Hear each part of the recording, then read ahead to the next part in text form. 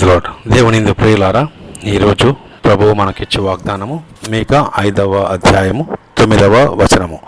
నీ హస్తము నీ విరోధుల మీద ఎత్తబడి ఉండునుగాక, నీ శత్రువులందరూ నశింతురుగాక. ఆమేన్. ఈ వచనంలో చూస్తే ప్రభువు చెప్తున్నాడు, నీ శత్రువులందరూ అంటే మనకి ఎంతమంది శత్రువులు ఉన్నా సరే, మనకి ఎలాంటి ఆఫీసులో కానీ లేదా ఇంటి వద్ద కానీ లేకపోతే ఇంకా సంఘములో కానీ సంఘము బయట కానీ మనకి ఎక్కడ ఎంతమంది శత్రువులను మన యొక్క హస్తం అనేది మన శత్రువుల మీద ఎత్తబడి ఉంటుంది. ఆమేన్. నీ శత్రువులందరూ నశించుదురుగాక అంటే మనకి వచ్చే ఆపదలు, మనకి శత్రువు సృష్టించే ఆపదలు కానీ ఏదైనా సరే అవన్నీ ఏమవుతాయి? నాశనం అవుతాయి. ఇది చూసామంటే మనకి బైబిల్లో ఒక మంచి వచనం ఉంది. యెషయా 54:17 నీకు విరోధముగా రూపింపబడిన ఏ ఆయుధము వర్ధిల్లదు, న్యాయ విమర్శలో నీకు దోషారోపణ చేయు ప్రతి వానికి నీవు నేరస్థాపన చేసేదవు. అంటే మన మీద ఎవరైనా సరే ఏదైనా సరే మనకు విరోధముగా ఎలాంటి ఆయుధమును కానీ ఎలాంటి యొక్క నాలుక కానీ లేచినా సరే ఆ యొక్క ప్రభువు మనతో ఉండి మన హస్తము మన విరోధుల మీద ఎత్తబడి ఉండినట్లుగా చేసి మన శత్రువులందరినీ నశింపజేయుటకు సర్వసిద్ధము గల దేవుడై ఉన్నాడు. ఆమేన్. ఇది ఎలాగ సాధ్యమంటే యెషయా 52:12 వచనము, యెహోవా మీ ముందర నడుచును, ఇశ్రాయేలు దేవుడు మీ సైన్యపు వెనుకటి భాగమును కావలి ఉండును. అంటే దేవుడు మనకి ముందుగా నడుస్తాడు.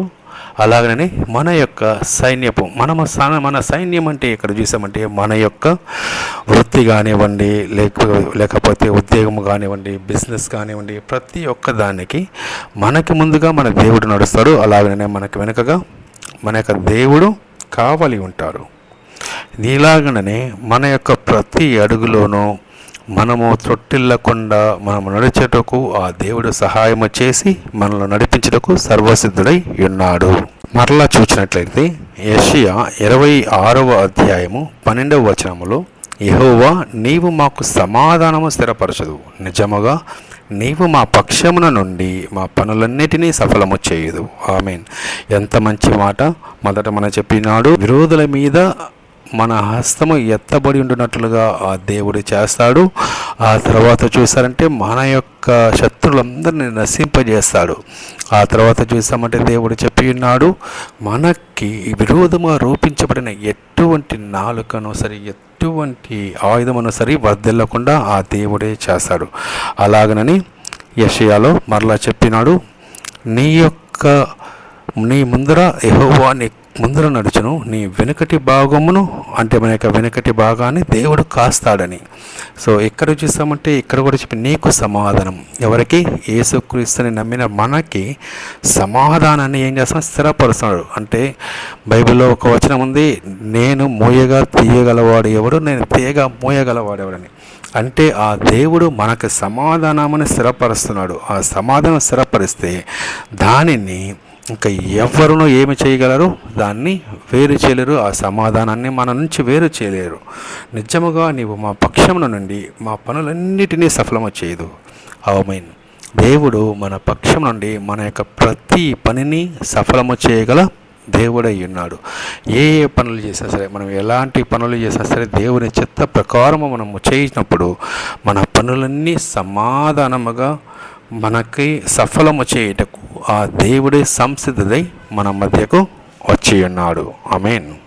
ఇది ఎలా సాధ్యమంటే కీర్తనలు 21:8 వచనంలో, నీ హస్తము నీ శత్రువులనందరినీ చిక్కించుకొనును, నీ దక్షిణ హస్తము నిన్ను ద్వేషించు వారిని చిక్కించుకొనును. అంటే ఆ యొక్క దేవుడు మనతో ఉన్నప్పుడు మన శత్రువులనందరినీ ఆయన యొక్క హస్తం ఏం చేస్తుంది? చిక్కించుకుంటుంది. అంటే ఆయన యొక్క హస్తములో పడిపోతారు అందరూ. మన మీద మనల్ని ద్వేషించే ప్రతి ఒక్కరిని ఆ దేవుడే ఏం చేస్తాడు? ఆయన దక్షిణ హస్తముతో చెక్కులో పడవేశాడు. అందువల్ల మనకి విరోధముగా ఎవరు లేచినా సరే, ఎవరు వచ్చినా సరే, ప్రాతకాలముననే లేచి మనము చేయవలసింది ఒకటి, దేవుని స్తుతించడం. బైబిల్లో ఒక ముఖ్యమైన వచనం ఉంది, కీర్తనలు 4వ అధ్యాయంలో యెహోవా నెమ్మదితో పండుకొని నిద్రపోదును, నేను ఒంటరిగా ఉండినను నీవే నన్ను సురక్షితముగా నివసింపజేయదువు. అంటే మనం ఏం చేయాలి?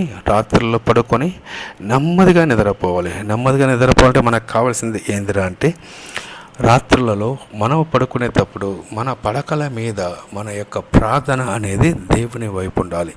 మన ప్రార్థన దేవుని వైపు ఉన్నప్పుడు ఆ దేవుడు మన మనసులో అనుకునే ప్రతి ఒక్క కార్యాన్ని మనకు సఫలము చేస్తాడు. సఫలము చేయడమే కాకుండా మనలో సమాధానాన్ని స్థిరపరుస్తాడు. సమాధానాన్ని స్థిరపరచడమే కాకుండా మనల్ని అత్యంత ఉన్నతమైన స్థితిలోనికి తీసుకువెళ్తాడు. అందువల్ల ఇది ఇవాళ పరిస్థితులు మనకి ఎలా ఉన్ననో సరే దాని గురించి దిగులు పడకండి. సర్వమును సృష్టించిన సర్వలోకనాథుడు మనతో ఉన్నాడు.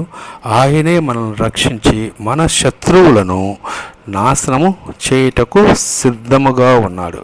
అందుకనే మనము ప్రతి దినము అనుదినము మనం ఏం చేయాలంటే దేవునికి స్తుతియాగాన్ని దయచేయాలి. దేవునికి స్తుతియాగాన్ని మనం ఎంత చెల్లిస్తామో అంత అధికముగా దేవుడు మనలను ప్రేమిస్తాడు. ప్రభువు మిమ్మల్ని దీవించి ఆశీర్వదించిన గాక. తండ్రి యొక్క ప్రేమయు, ప్రభు అయిన యేసుక్రీస్తు కుమారుని యొక్క కృపయు, పరిశుద్ధాత్మ యొక్క అన్యోన్య సహవాసము మనకందరికీ ఆయన వచ్చే పర్యంతము సదాకాలము తోడయుండి నడిపించునుగాక. ఆమేన్.